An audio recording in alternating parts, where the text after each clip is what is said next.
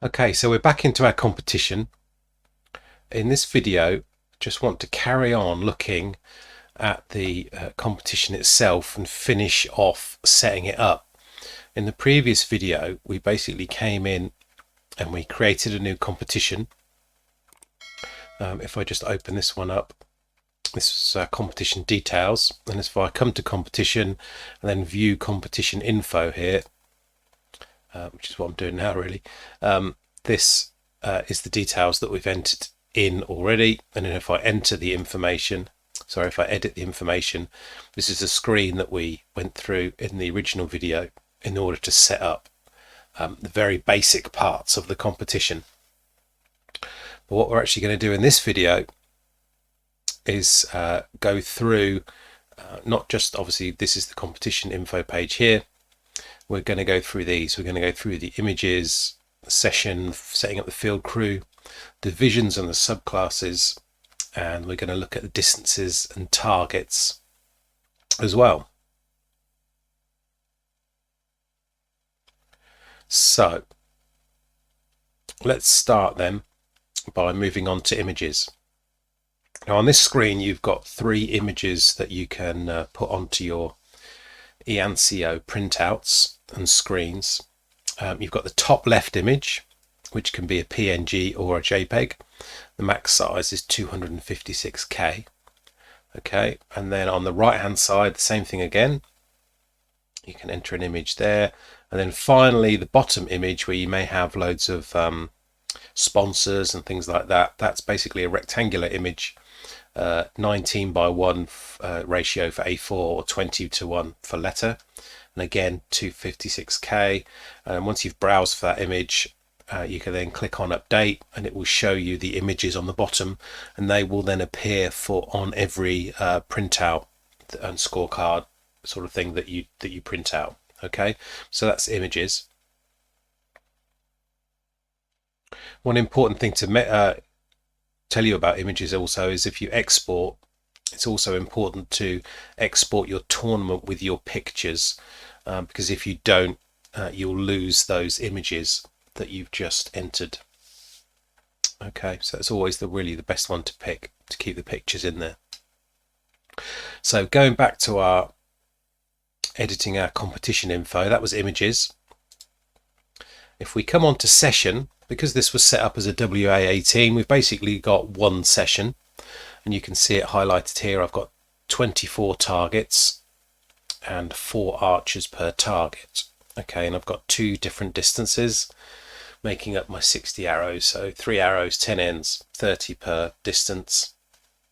But if I wanted to change this, change the number of sessions, then I just come here and I can change this to 2, and then you can see here the second session has become available, and I can type in a value here and how many archers I want per target for that session, and then click save down here and that will update it. Okay, so I'm just going to go back to 1 and you can see that grays out again there. Field crew, you can enter your full field crew here. You can give people a bib number and then give them a name, so put my own name in and then give myself a job. I can be a judge, and then I can add that one in, and there I am there. And then let's make up another one. Let's put Ted in. What's Ted going to be? Ted can be responsible for the field. There you go. And then what we can do is we can print the list out. Oh, hang on.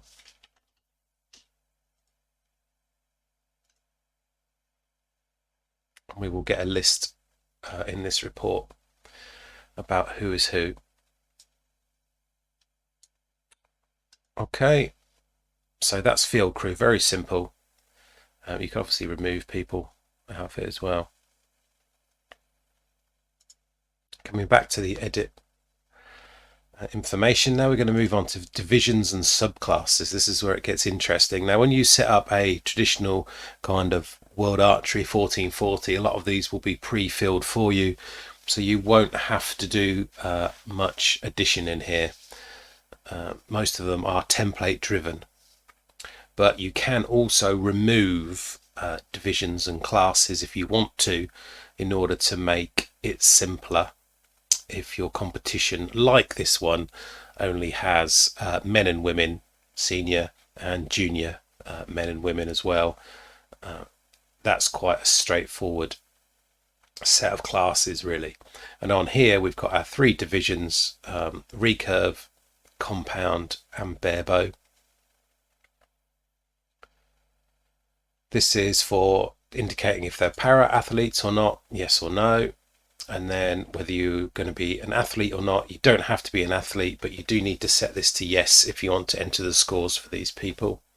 And this is the order that they'll come out on the results, I believe. The order would go recurve first, and then this order, sub-order on the bottom here in classes, would then go recurve men, women, junior men, women, and then it would go back to 2 for compound, men, women, junior men, junior women again that way. Okay, so we can remove them up here and we can add them all in as well. So if, say, for instance, we wanted longbow in here, we could then add a separate division for longbow. And so we've got an L in there for longbow as a separate division. And the same down here for the classes. You can see it's MW, JM, JW, and under here we've got the gender.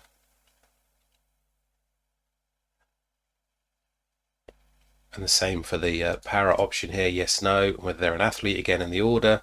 And then finally, well, towards the end here, we've got the years, so you can specify the age range of the athlete really within that class. So we've put here that juniors are from 1 year old up to sort of 20 years old, and the seniors are from 21 right up to 100. And then the last 2 boxes are quite important because they talk about the valid classes and what's allowed. So if you've got, for instance, on this one, we've got men and women allowed in the men and women category, but you can have junior men or women in the junior men's category. So if you've got seniors or adults that want to shoot in the juniors category, then they can. And on this one it says allowed, empty for all, but if you want to specify that you only allow recurve men in here, then you would just put in a R in there. And if you only wanted to allow barebow women, then you would put a B in that one as well.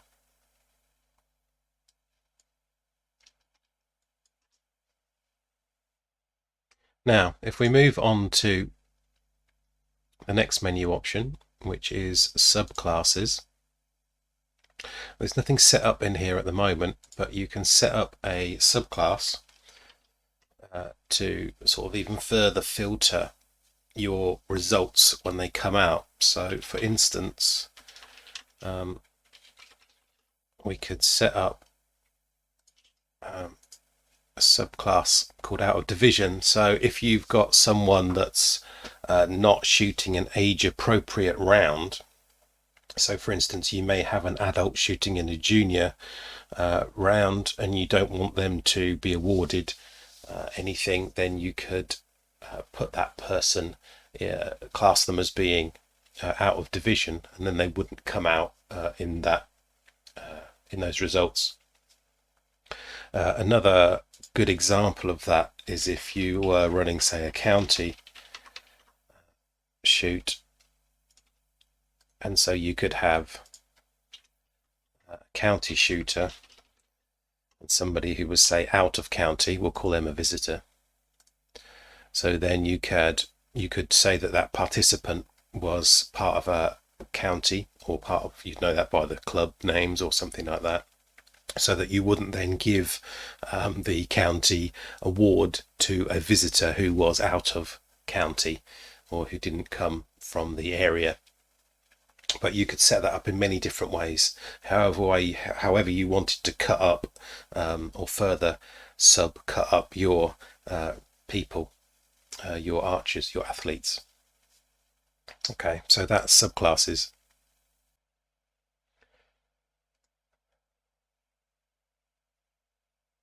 Okay, so the next thing to look at is manage distances.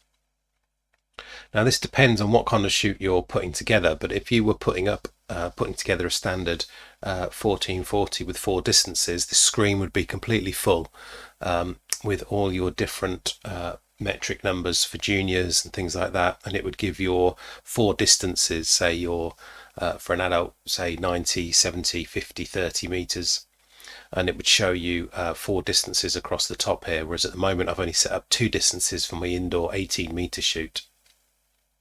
And this is something that you really just want to check. So at the moment we've just got everybody, we've got all of our classes of shooters, recurve, compound, barebow and longbow, all shooting the same distance. So this is just distances, okay?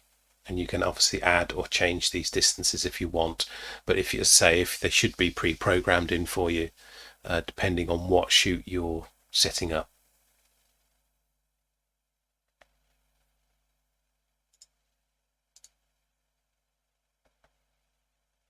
Now manage targets is fairly straightforward as well. As you can see, we've got our different again recurve, barebow, longbows in one, shooting at one type of target, should I say, for the first and the second distance. So what we've got here is we've got a indoor 40 centimeter scoring a 6 to a big 10 on there, and that's set to default, so that will always come up when you're entering a athlete who is one of those bow types. And we'll see that later on in another video when we start adding archers in. So they're all going to be on that type of triple spot kind of score target face, but obviously our compounds won't be, because they're going to filter on the C here, and the indoors they'll be on a 40 centimeter triple spot, but again it will be 6 to a small number 10.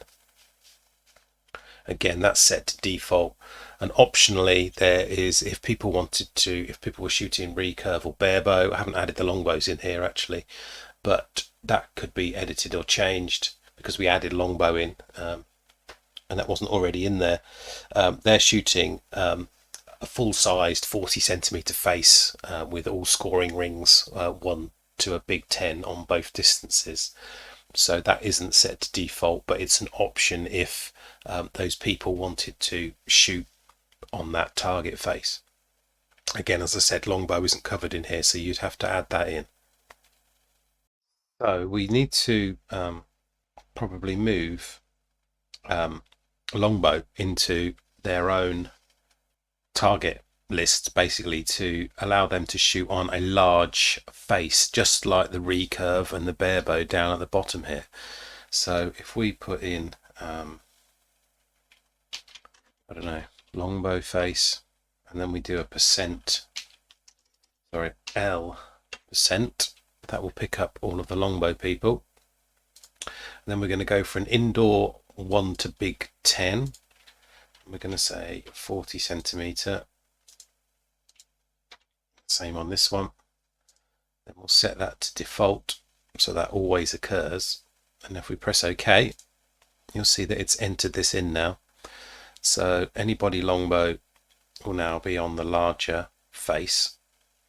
Okay, now it's not brought this longbow down here, but if we just refresh the page, you can see it's moved it now down to its own target, which is brilliant. And now what will also happen is that once it comes to allocate targets, allocate archers or athletes to targets, what will now happen is that it won't mix up the targets. So it won't put a recurve person with a longbow person, or unless they've obviously chosen that sort of target face, but it won't match those in.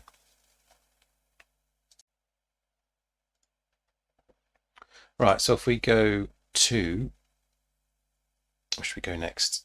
So we've done all of these options on here on edit competition info, which is where I was going to really finish this video. But basically what we'll do is we'll touch on a couple more items in this menu before we finish. And the first one is scheduling. This is up to you whether you use this or not. A lot of people don't, but if you want to, you don't have to share this with the competitors or anything like that. It just gives you a feeling for when you think things are going to happen at what time. So basically, if we put in a date here, this isn't going to be the same date as the competition, or 18th to the 4th I put on this one. Okay, so let's put 18th on here, and then we'll say the start time is, I don't know, 9:15, and then what we can say is we can say that the warm-ups, because we're now into the warm-up section, we can say that that warm-ups can be at, I don't know, 8:45 and a length of 30 minutes. And then you could do the same on session 2 if you knew roughly what time session 2 was going to start. So you could say, I don't know, 11:45. Let's go a bit later than that.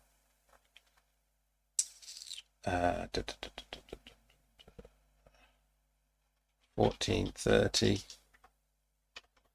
and then say that start time for warm-ups is 2 o'clock. Give them 30 minutes, and you can put notes in here as well and things like that. And you can see here it adds it to the list here of sort of timings, and then once you've added that, you can go up to this button here, complete schedule. You can click on that and it will actually create you a kind of report based on what you just entered. So it's just a nice thing to do if you want to put some rough timings down within the system. Okay, so that was under scheduling.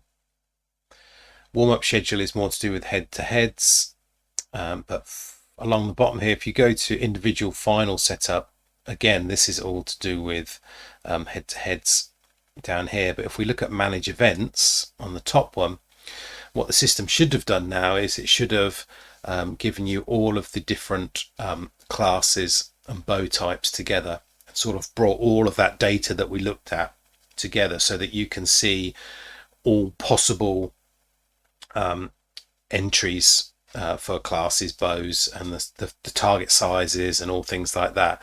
So if there's some that aren't in here, you can actually add them in yourself. So for our first section, we've got our recurve sections. It's cumulative scoring, and this would show phases if it was head-to-heads, but we've got it to the hyphens because it's not. And then we can just check. This is really just for checking that everyone's sort of catered for and included, really. So then we can check our kind of targets as well, and the size of the target, and finally the distance is all correct. And if there's anybody missing or it's incorrect, then you can obviously update or add new ones as well. So on here, now that we've got everyone listed, if we click on here on the left hand side, you can see it's barebow junior women. But if I click on it, I can see that the division is B for barebow and junior women. So it's been given a division and a class, which you can remove or you can add to by selecting different options on here as well, and also applying our subclasses that we created earlier, which was our out of division, whether it is a county or a visitor. But what I'm going to just go back and do is sort of add in our, hasn't added our longbows in here for some reason, but if I go for longbow men,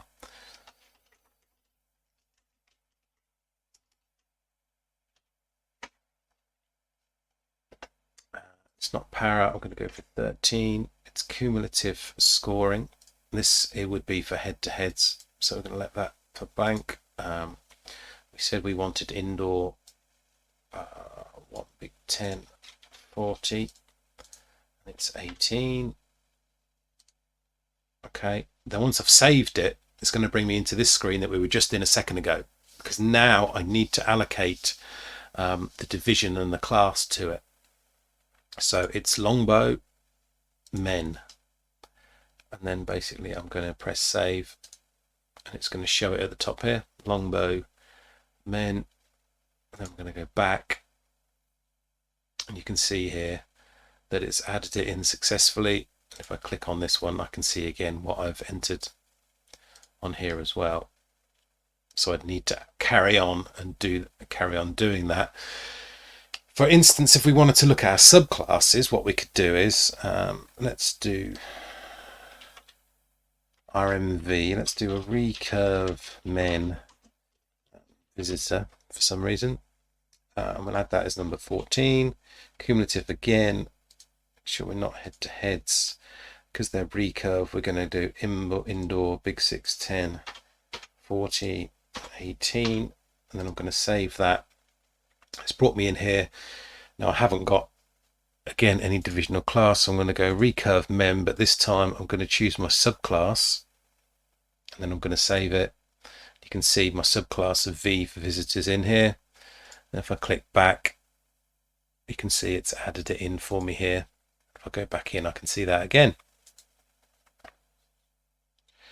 Now if I click on this and I remove what I've just entered and then save it and then come back out, you can see that's showing, if I don't hover over it, in red.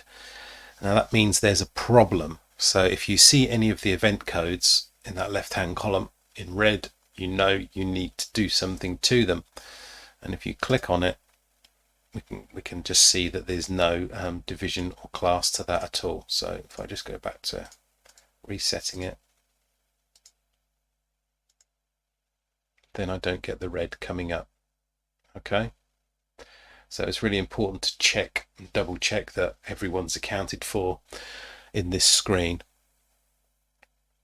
which is the manage event screen under individual final setup.